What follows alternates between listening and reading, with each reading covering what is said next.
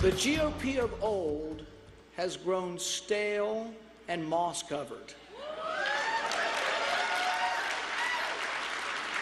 I don't think we need to name any names, do we?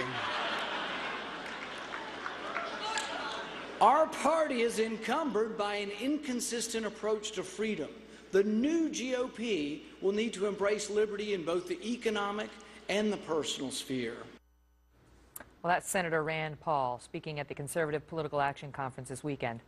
The Kentucky Republican winning the presidential straw poll and raising questions about whether his libertarian views some thought once were too far out of the mainstream, could be a powerful and attractive factor for him in the 2016 presidential race.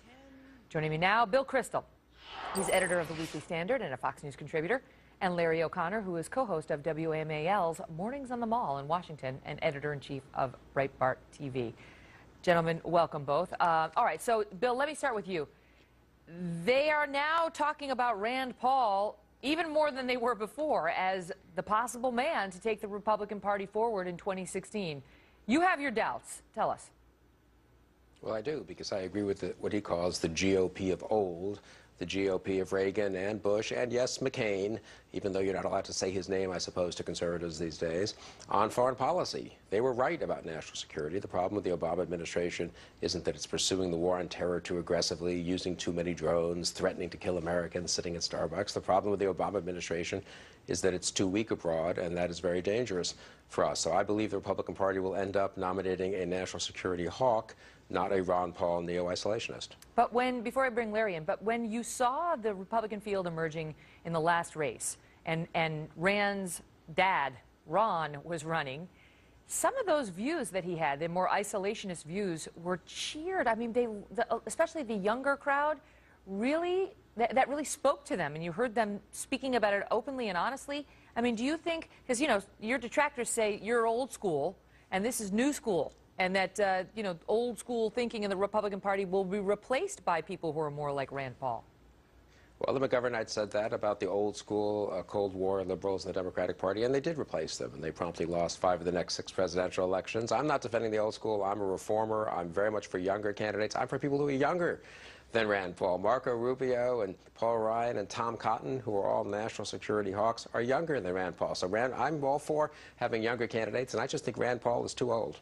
Well, Larry, let me ask you, because Rand Paul, you know, these views are very similar to his dad's, Ron Paul's. And Ron Paul had, you know, huge followings, like rabid, in the nicest way, followers who really supported him. But he didn't get the nomination. In fact, he didn't really come close to getting the nomination. And what is to make us to believe that his son is going to do better than he did? Well, first of all, I don't think he is Ron Paul. I covered the Ron Paul campaign quite a bit for Breitbart, and this is a lot different what Rand Paul is doing and how he ignited the CPAC throngs this weekend. And Rand Paul is on record. He has said that he won't take military intervention off the table when it comes to stopping Iran from acquiring a nuke. That's certainly not the same thing that Ron Paul believed. So there are differences there. But let's not forget, you know, we bring up the specter of Ronald Reagan, and I was a Reagan guy. I came to age politically under Ronald Reagan, and he had 3 legs to that Republican stool back then. You had the Christian Coalition, you had the defense hawks, but you also had the small government libertarians. And Ronald Reagan didn't preach small government because we couldn't afford it. No, we can't afford it, but he preached it because big federal government intervening in the lives of the American people goes against the founding documents. And you saw in the mid-90s when we balanced our budget, the Republicans lost the argument against big government because suddenly we could afford it, and look where we are now. But it doesn't seem like Rand Paul is on different footing from a lot of these other Republicans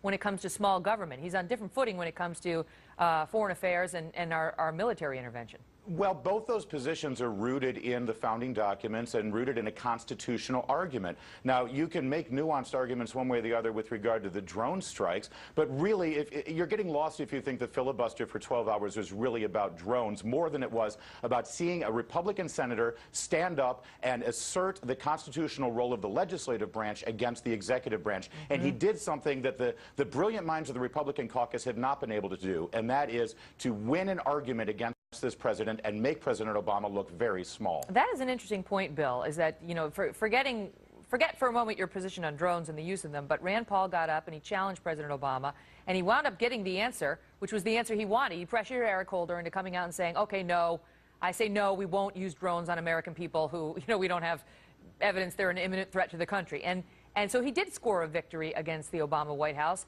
And the accusation is that other Republicans didn't have the courage to do it. Well, I don't think other Republicans thought that was an important enough issue to fight on, and I happen to agree with him on that. But he got a statement, a two-sentence statement from Attorney General Holder. I don't know that increases the case. Presumably what Rand Paul should want is congressional legislation. Maybe he'll introduce it. Look, I admire his political entrepreneurship. As I said in an editorial, I wish more Republicans showed the spunk, the verve, the nerve that Rand Paul showed. But you can't just take the position that any kind of fight against Obama is great, and hey, if you embarrass him, that's great. Of course you can embarrass him in certain ways, but you got to look at the substance of the position. At the end of the day, Rand Paul is for retreat from the world. He's got a principled, more or less neo-isolationist view. He doesn't think we need to be on the offensive around the world. I think that's a dangerous policy. I'm happy to debate it. He has every right to make his views known. I think he's got some supporters in the party. I don't think there'll be a majority of the party. Larry, some of his critics say that he will not be successful in getting the nomination nor in winning because he's, in his libertarian way, come out and criticized the Civil Rights Act, saying, look, you can't legislate people into not discriminating and so on. You have to let private business do what it's going to do, and then reject them. The consumers will reject them, and the cards will fall where they may. Do you view that as a major issue for him?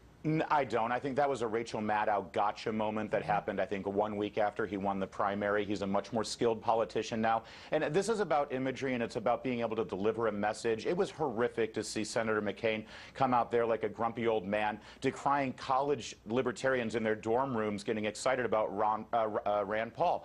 If Senator McCain had some of those college libertarians on his side, he'd be President McCain right now and just not the angry man in the Senate trying to kill everybody's excitement. Okay, we'll leave it at that.